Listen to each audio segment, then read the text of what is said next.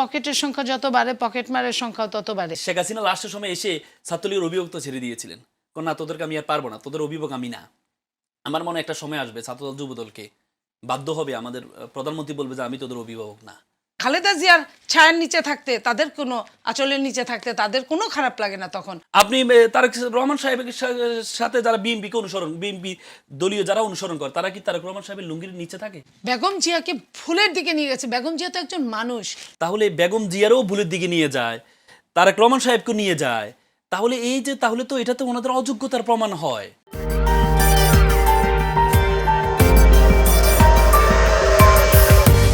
অন্তর্বর্তী সরকার কি সংস্কার করতে পেরেছে? অন্তর্বর্তীকালীন সরকার তো আলোচনা করেছে, আপনাদের সাথে আলোচনা, সব দলের সাথে আলোচনা করেছে। আলোচনা করার পর সবাই যে স্বাক্ষর করেছে, স্বাক্ষর করে আবার সবার আগে না, ওইটা বলিনি, সংস্কারের কথা বললো যে সংস্কার সবার আগে স্বাক্ষর তো আজকে সরকারি দলে করেছে, সবার আগে বাংলাদেশ সবার আগে স্বাক্ষর করে এখন তো আবার সংসদে আমরা শুনতে পাচ্ছি শুধু নির্বাচন দিবে না, এই জন্য ওনারা স্বাক্ষর করেছেন, কারণ ওনারা জানে যদি স্বাক্ষর না করেন তাহলে নির্বাচনটা সহজে হবে না। এই যে একটা প্রতারণার এক্সাম্পল ক্রিয়েট করেছেন, এটা মানে অ্যাডমিটেড মানে প্রতারণার যে এক্সাম্পল, কনফেশনাল স্টেটমেন্ট, এটা তো আমরা সরকারি দল পক্ষ থেকে ছোট্ট করে যদি এবার বলে আমরা পুরো পয়েন্টে পুলিশকে ক্ষমতাসীনরা ব্যবহার করে না নাকি পুলিশ স্বার্থসিদ্ধির জন্য আসলে ব্যবহৃত হয়, কোনটা আসলে? দেখেন, পুলিশ তো হচ্ছে, এর আগে আমরা শুনতাম সবসময় বলতো যে পুলিশ লীগ বলতো। কেন বলতো? কারণ ছাত্রলীগ যে কাজটা করতো, যুবলীগ যে কাজটা করতো, সেম কাজটা এই কি বলে পুলিশ লীগ করতো। এদের লাইসেন্স ছিল না, এদের লাইসেন্স ছিল। এরা হচ্ছে লাইসেন্সহীন, এরা হচ্ছে লাইসেন্স প্রাপ্ত। কারণ আপনি যখন এই পুলিশকে ক্ষমতাসীনটা এমনভাবেই পুলিশকে নিয়োগ দেয়, ভেরিফিকেশন এমনভাবে করে, তার দলীয় কর্মী, তার দাদা চাচা সব কিছু খেয়াল করে তারপরে পুলিশকে নিয়োগ দেওয়া হতো। এভাবে নিয়োগ করে এরপরে আমরা দেখি যে পুলিশের প্রমোশনটা কিছুর উপর নির্ভর করে। আপনি যেখানে যে যত বেশি আকাম করতে পারবে তাকে তত বেশি প্রমোশন দেওয়া হয়। যে যত বেশি আপনার এই যেমন আপনি দেখেছেন এর আগে আমরা দেখেছি যে জয়নাল আবদিন ফারুক সাহেব এমপি বর্তমানে, ওনাকে যেভাবে হামলা করেছে সবার সামনে, মিডিয়ার সামনে হামলা করার কারণে কি হয়েছে, প্রদীপ এবং কি আমরা দেখেছি তাদের প্রমোশন হয়েছে। তার মানে ক্ষমতাসীনরা তাদেরকে ব্যবহার করে এবং তারাও মনে করে ক্ষমতাসীনদের মাধ্যমে যদি তাদেরকে তেলামি করা যায়, তাদেরকে সুযোগ সুবিধা দেওয়া যায়, তাহলে আমরা খুব সহজে আমাদের প্রমোশনটা হবে। সরকারটা 2.5 মাস 3 মাসের, তো সেইখানে সরকার যখন দেখলো যে যদি প্রচলিত আইনে তাকে অ্যারেস্ট করা হয়, অনেক দিন লেন্দি হয়ে যায় ব্যাপারগুলা, এবং মবটা যেভাবে চলমান চলছে, সেইখানে লেন্দি বিচারের দিকে মানুষের নজর কম থাকে। এবং লেন্দি বিচার হলে হয় কি, আপনার অনেক ফাঁক ফোকরের ভেতর দিয়ে চলে যায়। দেখা গেল যে আজকে যে ঘটনাটা ঘটলো, তাকে অ্যারেস্ট করলো, তার পানিশমেন্টের জন্য সব কিছু যাচ্ছে, যেই দিন নাগাদ তার পানিশমেন্ট হবে তার আগে সরকার চেঞ্জ হয়ে গেছে।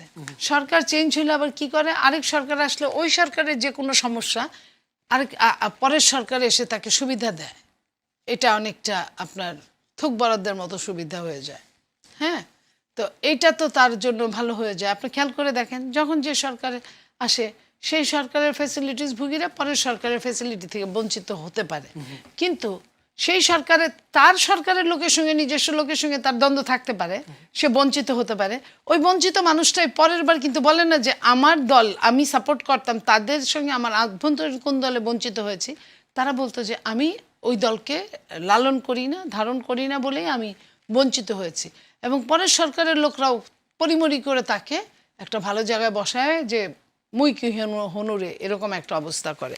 তা যে কারণে আমরা মনে করি যে এইখানে আইনের কিছুটা সংশোধনী আনলে, যে কিছু কিছু মামলা, যেমন আপনার মনে পড়ে যে এসিডের মামলায় সংশোধনী আনা হয়েছিল, এসিডের মামলায় এই সাথে সাথে মৃত্যুদণ্ড দিবে বা এই এত বছরের জেল হয়ে যাবে। সংশোধনী আনার পরে কি হয়েছে, আজকে কিন্তু এসিড মানে নিক্ষেপটা প্রায় অনেকটা সংশোধন আনা হয়েছিল, কিন্তু ধর্ষণেরটা কিন্তু যদি আইনের প্রয়োগ না হয়, আইনের প্রয়োগ যদি না হয় তাহলে কিন্তু এটা হয় না। তো এই যে সরকারের যে জিনিসগুলো, যে মব, ধর্ষণ, এগুলো যদি আইনটাকে সংশোধনী আনে আইন আছে নাকি প্রয়োগ হয় না, কোনটা আসলে? আইনের যদি যেটা যথাসম্ভব প্রয়োগ হতো, যথাসম্ভব প্রয়োগ না হওয়ার মতো সুযোগ আছে। ওই যে বলে না, পকেটের সংখ্যা যত বাড়ে পকেট মারের সংখ্যাও তত বাড়ে। এই যে লেন্দি করার, এই লেন্দি প্রসেসে অনেক কিছু আপনার অনেক রকম হয়ে যায়। সেটা যদি কিছু কিছু মামলা আছে, যেমন আপনার রেপ, যেমন আপনার মব, এগুলোকে যদি একটা টাইম দেওয়া হয় যে 60 দিনের মধ্যে এই মামলাগুলো শেষ করা হবে, তখন কিছুটা কমে তখন কিছুটা কমে আসবে। তখন আপনার এই কারণে সরকার বলেছে এইখানে কিছু সংশোধনী আনতে হবে। আপনি যে প্রত্যেকটা যে এক্সাম্পল ক্রিয়েট করতে পারতেন, আপনি এই যে মব জায়গায় যত জায়গা হয়েছে, আপনার দলীয় কর্মী হয়েছে, সমস্যা কি? আপনার দলীয় কর্মী করেছে, সমস্যা কি? আপনি একটা এক্সাম্পল ক্রিয়েট তাকে আইন আওতায় নিয়ে আসতেন। এক সময় আমরা দেখেছি, একটা সময় যে শেখ হাসিনা লাস্টের সময় এসে ছাত্রলীগের অভিভাবক তো ছেড়ে দিয়েছিলেন, কারণ না তোদেরকে আমি আর পারবো না, তোদের অভিভাবক আমি না। আমার মনে হয় একটা সময় আসবে ছাত্রদল যুবদলকে বাধ্য হবে, আমাদের প্রধানমন্ত্রী বলবে যে আমি তোদের অভিভাবক না, এমন একটা অবস্থা। ছাত্রলীগের মতো এরকম কিছু করছে নাকি? হচ্ছে তো, আপনি তো ক্যাম্পাসগুলো তো হচ্ছে, ক্যাম্পাসগুলোতে সেটা হচ্ছে। এখন কথা হচ্ছে, সবচেয়ে বড় কথা হচ্ছে, আপনি তো দেখেছেন একটা সাধারণ ঘটনা, একটা এডিটেড ছবি, যেটা পর ফরেন্সিক পরীক্ষা করার মাধ্যমে বুঝতে পেরেছে এটা কে করেছে, কারা করেছে। এই যে একটা ছেলেকে একটা ট্রমার মধ্যে রেখেছেন, একটা ছেলেকে যদি ওই ছেলেটার কাছে, মামুদ ছেলেটাকে যদি ওই দিন পেতো, মেরে ফেলতো। এখন কথা হচ্ছে, আপনি মেরে ফেলার পর আপনি কি করতে পারতেন? সর্বতে বিচার করতে পারতেন, কিন্তু একটা ছেলেকে তো মেরে ফেলতেন আপনি। এই ছেলেটা আশ্রয় নিয়েছে থানায়, সেখানে গিয়ে আপনি হামলা করেছেন, কিন্তু পরবর্তীতে প্রমাণ হয়েছে এই ছেলের সাথে কোনো সম্পর্কিততা ছিল না। তাহলে এই যে মবগুলো আপনি তৈরি করে দিচ্ছেন, থানার ভিতরে মব তৈরি করে দিচ্ছেন, এগুলো তো এক্সাম্পল ক্রিয়েট করতে হবে। যদি এক্সাম্পল ক্রিয়েট করে না করে, তাহলে তো এরা সুযোগ পাবে, এরা মনে করবে না কিছুই হবে না, আমাদের তো অভিযোগ আছে, উনি আমাদের ঠেকাবে। তো সুতরাং মব আপনাকে যদি শেষ করতে হয়, আপনাকে অবশ্যই আপনার নিজের দলীয় কর্মীদেরকে এক্সাম্পল ক্রিয়েট করে শাস্তির আওতা নিয়ে এসে, যে দল হোক, জামাতের হোক, আপনি শাস্তির আওতা নিয়ে আসেন। অপরাধ করবে, শাস্তির আওতা নিয়ে আসেন। কিন্তু আপনি যখন এক পাক্ষিক করবেন, আর পাক্ষিক করবেন না, তখন এগুলো হচ্ছে যারা মব তৈরি করছে, যারা অপরাধ করছে, তারা উৎসাহ উদ্দীপনা পায় এগুলোর জন্য। দেশনেত্রী বেগম খালেদা জিয়াকে ব্যবহার করেছিল। দেশনেত্রী বেগম খালেদা জিয়া কি বলেছিলেন, মন থেকে বলেছিলেন, অপরাধী যেই হোক সে শাস্তি পাবে। আপনার মনে আছে যে এই সময়টা ছিল 2001-এর সময়, 96 থেকে 2001 পর্যন্ত আওয়ামী লীগ যা কি করেছিল, সারা বাংলাদেশে ছাত্রদল যুবদলের নেতাদের নামে মামলা করেছিল, এবং র্যাব গিয়ে কি করেছিল, সমস্ত বাংলাদেশে গিয়ে আপনার 5 বছরের লোকাল পত্রিকাগুলো নিয়েছে। তো 5 বছরের লোকাল পত্রিকা আওয়ামী লীগ বিএনপির লোকদেরকে দৌড়ের উপরে রাখবে, এটাই স্বাভাবিক, এবং সেটা ধরে ধরে ক্রস ফায়ার করেছে। প্রথম যে ক্রস ফায়ারটা ফায়ার করেছে সেটা উত্তরায়, যে ভাইকে ধরতে গেছে, ভাইকে না পায় তার ছোট ভাইকে, ইন্টারমিডিয়েট পরে একটা ছেলেকে হত্যা করেছিল। তো এই যে নোংরামিটা কারা করেছিল, দেশনেত্রী বেগম খালেদা জিয়ার আজকে এত বড় বড় কথা বলে, এত সুন্দর সুন্দর, উনি ভালো ছিলেন, ওনার না নারীর রাজনীতি চান না, পছন্দ করেন না, কিন্তু দেশনেত্রী বেগম খালেদা জিয়া খুব ভালো মানুষ ছিলেন, এটা বলতে তারা স্বাচ্ছন্দ্য বোধ করেন। তাদের খালেদা জিয়ার ছায়ার নিচে থাকতে, তাদের কোনো আঁচলের নিচে থাকতে তাদের কোনো খারাপ লাগে না। তখন বেগম জিয়াকে ভুলের দিকে নিয়ে গেছে। বেগম জিয়া তো একজন মানুষ, সে তো ফেরেশতা না। তাকে ভুল বোঝানোর জন্য 5টা পুরুষ মানুষ যখন একটা কথা বলে একজন নেতাকে, উনি তো মানে একজন লিডার, এবং Patriot leader, not only leader. তো সে মনে করেছিল যে এটা করলে বোধহয় এটা ঠিক হবে, কিন্তু যখন উনি বুঝলেন যে ব্লাফটা এইভাবে দেওয়া হয়েছে, তার নিজের দল একেবারে কুইট হয়ে যাবে, সেই তখন আপনার বন্ধ করলো। কিন্তু ততদিনে যা হবার তো হয়েই গেল। আমি খুব কষ্ট পাই, উনি বললেন যে ভুলের দিকে নিয়ে গেছে বেগম জিয়াকে। আচ্ছা, আমি এটাই বুঝি না, বেগম জিয়া প্রধানমন্ত্রী ছিলেন, ওনাকে নাকি জামাত ভুলের দিকে নিয়ে যায়। ওই দিন শুনলাম তারেক রহমান সাহেব নাকি হাঁ ক্যাম্পেইন করতো না, ওনাকে নাকি গুপ্তরা নাকি ভুলের দিকে বলেছেন, প্ররোচিত করেছেন যে আপনি হাঁ ক্যাম্পেইন করেন, ওনাকে নাকি বলে।